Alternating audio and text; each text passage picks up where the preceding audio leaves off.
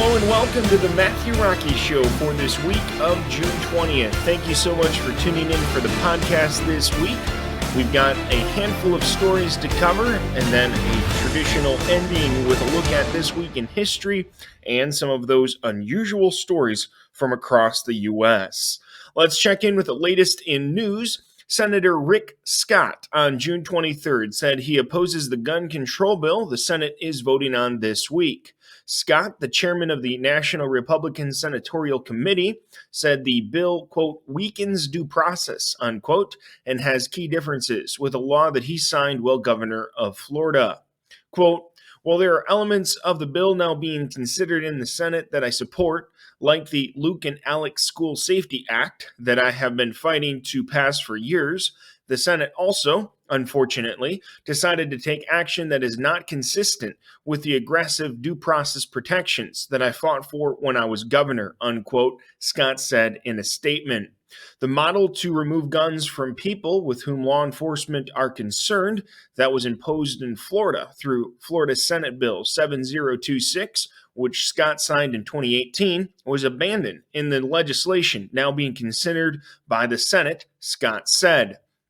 He continued, quote, the bill the Senate is considering abandons Florida's model and allows even the most radical policies, like California's red flag law, to be implemented and supported with federal funding. Ironclad due process protections are essential to protecting the constitutional rights of Americans, and we can never compromise on that, unquote, he said. Scott also took issue with how the bill, hammered out by a bipartisan group of senators, would let people convicted of domestic violence possess guns automatically 5 years after the conviction. All 50 Democrats and nominal independents are expected to vote for the legislation, meaning at least 10 Republican senators need to vote with them to clear the filibuster. The Supreme Court voted 6-3 also on June 23rd to strike down New York State's draconian concealed carry gun permitting system on constitutional grounds. The Supreme Court has been strengthening Second Amendment protections in recent years, and observers have said the court's 6-3 conservative supermajority could help expand gun ownership protections. In District of Columbia v. Heller in 2008, the Supreme Court held that the Second Amendment protects, quote, the individual right to process and carry weapons in case of confrontation, unquote. And in McDonald v. City of Chicago in 2010, it held that this right, quote, is fully applicable to the states, unquote. The ruling comes amid rising crime rates, activist demands to defund police departments, and a Biden administration push to strengthen gun control policies. A gun control package introduced in the wake of a series of high-profile mass shootings is moving forward in Congress. The Empire State's gun permit law, like laws in 7 other states, generally requires an applicant to demonstrate, quote, proper cause, unquote, in order to obtain a license to carry a concealed handgun in public. New York makes it a crime to possess a firearm without a license, whether inside or outside the home.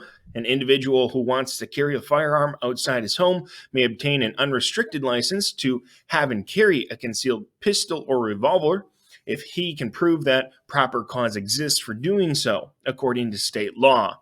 An applicant satisfies the proper cause requirement only if he can demonstrate a special need for self-protection distinguishable from that of the general community, according to a 1980 ruling by the Supreme Court of New York in Klonowski v. New York City Police Department. The specific issue before the court was whether the state's denial of the petitioning individual's application for concealed carry licenses for self-defense violates the U.S. Constitution. Oral arguments in the case, New York State Rifle and Pistol Association v. Bruin, Court File 20843, an appeal from the U.S. Court of Appeals for the Second Circuit, was heard on November 3rd. The new opinion was written by Justice Clarence Thomas, who declared the New York's proper cause requirement violates the 14th Amendment by preventing law-abiding citizens from ordinary self-defense needs from exercising their Second Amendment right to keep and bear arms in public for self-defense. Florida-based supermarket Publix said on Tuesday that it will not provide COVID-19 vaccines for children under the age of 5 after authorizations were handed down by federal health agencies. Spokesperson Hannah Herring told the Tampa Bay Times that the company will not be providing vaccines for kids aged 6 months through 4 years at this time, and the company will not be providing an explanation for the decision. The company's website says that they will provide COVID-19 vaccines for children aged 5 and older. Publix pharmacies are still offering influenza vaccines and other traditional vaccines for young children, according to the website. A spokesperson for CVS told Fox News that the company will offer vaccines to children younger than 5, while Walgreens told Fox 13 in Tampa Bay that children 3 and older can receive vaccines from them across the United States. FedEx will begin taking photographs of packages on U.S. and Canadian doorsteps when they are released without a signature to provide proof of delivery, making the company the first nationwide carrier to do so. Announcing in a press release on June 22nd, FedEx said the new protocol was part of an effort to boost its e-commerce services and give customers peace of mind.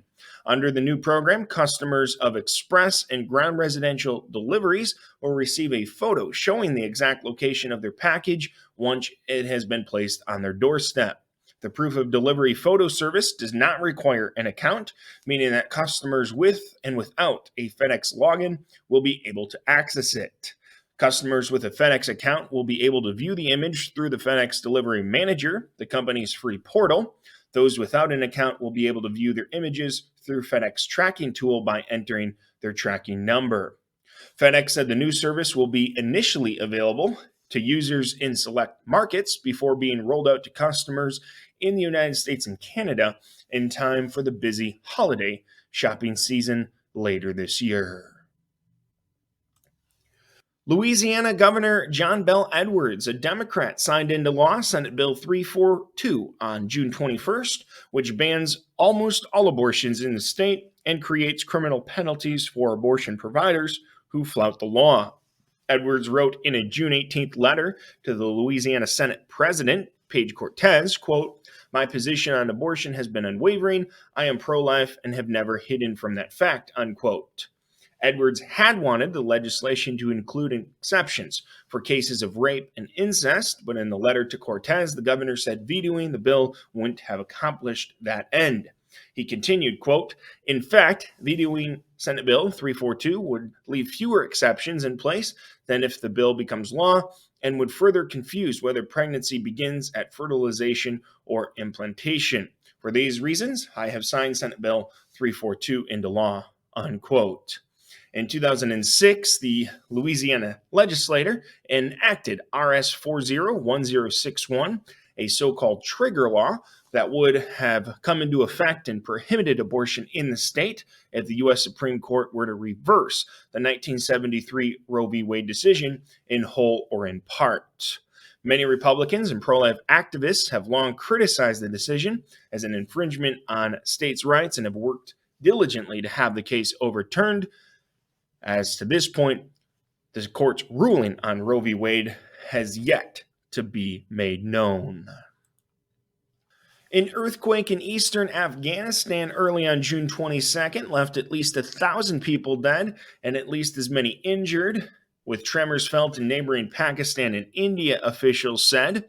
The epicenter of the 6-ton magnitude earthquake was located about 31 miles from the city of Khost. The quake began shortly after 1:30 a.m. local time when most people were asleep in their homes. Florida Governor Ron DeSantis is expected to sign legislation to grant places of worship the right to keep doors open during states of emergency.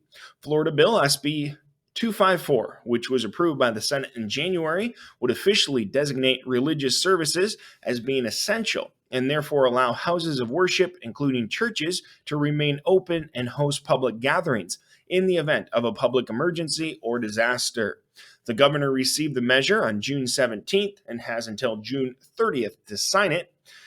It adds that the only circumstance of a shutdown is, quote, in an emergency order which applies uniformly to all entities in the affected jurisdiction and may be applied to the religious institution if the provision is in furtherance of a compelling governmental interest and is the least restrictive means of furthering the compelling governmental interest, unquote. If signed into law by DeSantis, the provisions would take effect on July 1st. The Supreme Court voted 6-3 to strike down an unconstitutional Maine law that excludes families from a student aid program if they choose to send their children to religious schools in a decision released June 21st. The ruling is a defeat for the Biden administration, which supports Maine's position. Under the program, school districts in the largely rural state provide tuition assistance for students who do not have local public secondary school so they can attend other institutions, even in foreign countries, as long as the funding is not used for religious education. Fewer than half of Maine's 260 school administrative units operate a public secondary school of their own. Kellogg has announced plans to split up into 3 separate companies by spinning off its North American cereal and plant-based businesses in hopes of enhancing performance and value. The Michigan-based Kellogg Company said in a statement on Tuesday that its board has approved a plan to divide its business into 3 independent public companies, each better positioned to unlock their full standalone potential.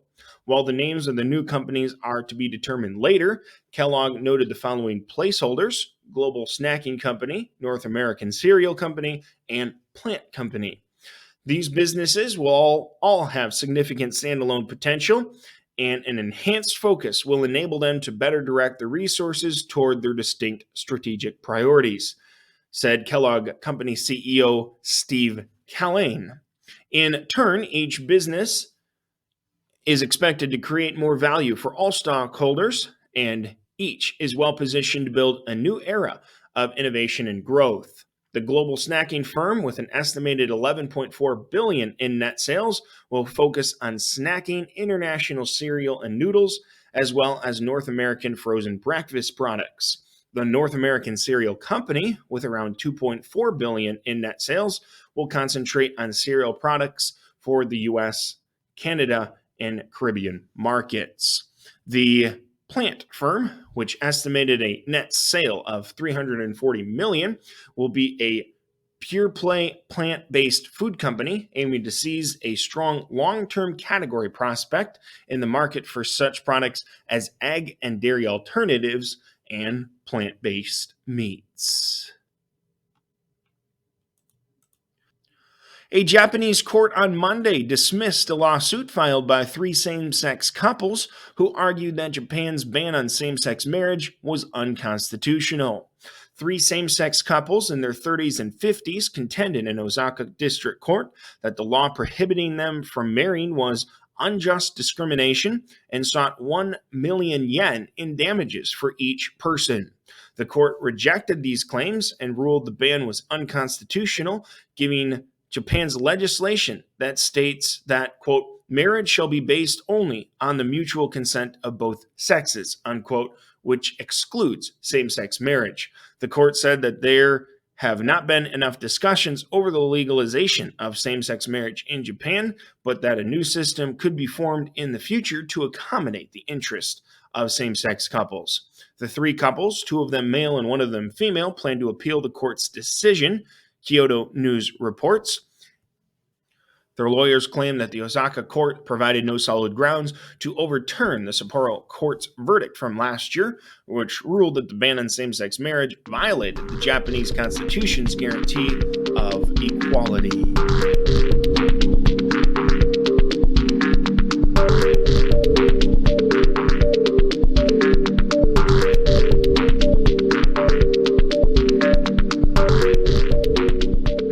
Welcome back into the Matthew Rocky Show for this week of June 20th. Let's take a look back on this week in history and some of those unusual stories. Going back to 1782, Congress approved the Great Seal of the United States featuring the emblem of the bald eagle. 1837, Queen Victoria ascended to the British throne following the death of her uncle, King William IV. It was in 1863 that West Virginia became the 35th state in the Union. Jumping to Tuesday, it was the 21st of June on Tuesday. A few notes. The United States Constitution went into effect as New Hampshire became the 9th state to ratify it back 1788. 1834, Cyrus Hall McCormick received a patent for his reaping machine. And one other note from this day, the 21st of June, it was in 1989, a sharply divided Supreme Court ruled that burning the American flag as a form of political protest was protected by the First Amendment.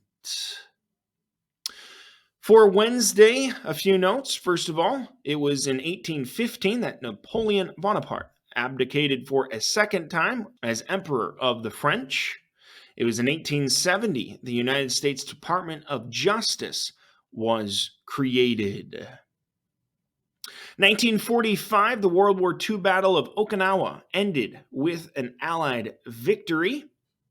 And also from the 22nd, it was in 1970, President Richard Nixon signed an extension of the Voting Rights Act of 1865 that lowered the minimum voting age to 18. From the 23rd, in 1860, a congressional resolution authorized creation of the United States Government Printing Office, which opened the following year. 1888, abolitionist Frederick Douglass received one vote from the Kentucky delegation at the Republican convention in Chicago, effectively making him the first black candidate to have his name placed in nomination for U.S. president. And then finally, for Friday, today, the 24th of June, a few notes to mention. It was in 1807, a grand jury in Richmond, Virginia, indicted former Vice President Aaron Burr on charges of treason and misdemeanor. 1840, France signed an armistice with Italy during World War II.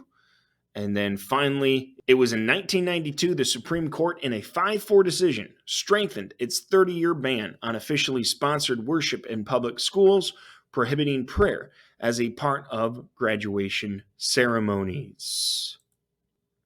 Turning now to some interesting stories from across the U.S. over this last week. During their time as staples of the New York City subway system, the R32 rail car carried millions of people on tracks, through tunnels, and across bridges. Now that they are to the end of their line, their final trip is by boat. R32 cars are being floated from New York to Jersey City, New Jersey, where they are being turned into scrap metal. It's a somewhat better fate than the other old Big Apple subway cars. Years ago, some were dropped into the Atlantic Ocean to create artificial reefs to protect the shoreline from flooding and providing a habitat for sea life. But the cars made of stainless steel collapsed in the salt water, prompting the move to scrap them instead. It's a restaurant created by the KFC founder Harlan Sanders, and it is up for sale, but it is not a KFC branch. News reports in Shelbyville, Kentucky say the listing is for the Claudia Sanders Dinner House, a 25,000 square foot restaurant and banquet hall that sits on a 3-acre property. With the building and land comes the trademark and likeness of Claudia Sanders and her name, as well as memorabilia from the Sanders family. The sale also includes a 5,000 square foot home where the Sanders lived for more than 20 years. The listing does not include a sale price, but it's clear you won't find it on any real estate value menu. The listing agent says that it would be a buyer, showing proof of having at least $5 million in cash on hand. Wow, that's quite the deal. I mean, KFC is pretty good and definitely widely recognized, but I wonder what you would use it for, because certainly somebody could go in and continue to operate it as a dinner house or a banquet hall or whatever. But I wonder how lucrative that business was for the Sanders family. Definitely something you would want to investigate before you would make any decision on purchasing something like that. A Nobel Peace Prize that Russian journalist Dmitry Muratov won has been auctioned off to raise money for Ukrainian child refugees, and it is sold for $103.5 million. Monday's sale shatters the old record for a Nobel. Previously, the most ever paid for a Nobel Prize medal was $4.76 million. Muratov was awarded the medal when he helped found the independent Russian newspaper.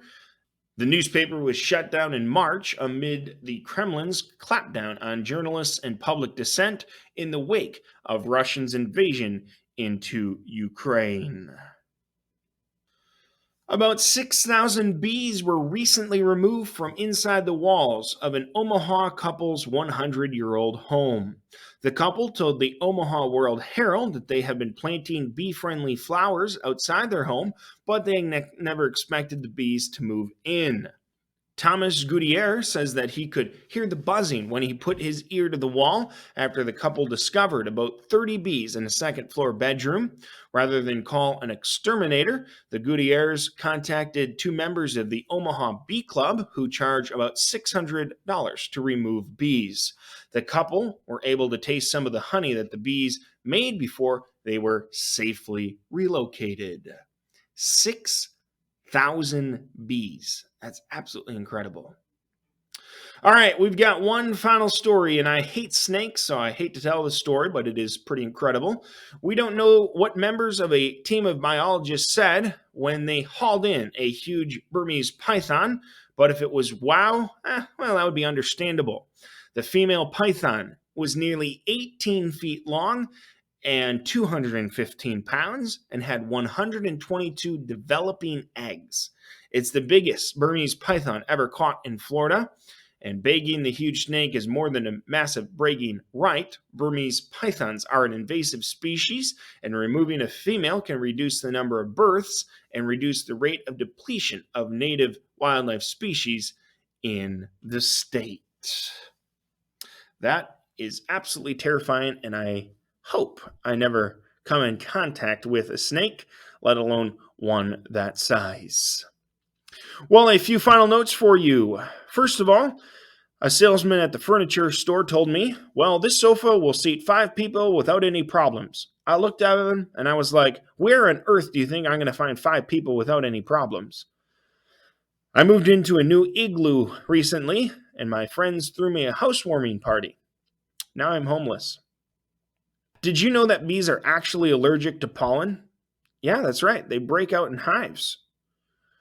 I recently ran an ultra marathon in northern Sweden. I realized that I had gone way off course as I soon crossed the finish line. And one final one for you. A fortune teller recently told me that in 10 to 12 years I would suffer a terrible heartbreak and lose my best friend. I was so upset over learning this that I decided to cheer myself up and adopted a puppy. All right, have a wonderful weekend. We'll see you next time right here on the Matthew Rocky Show.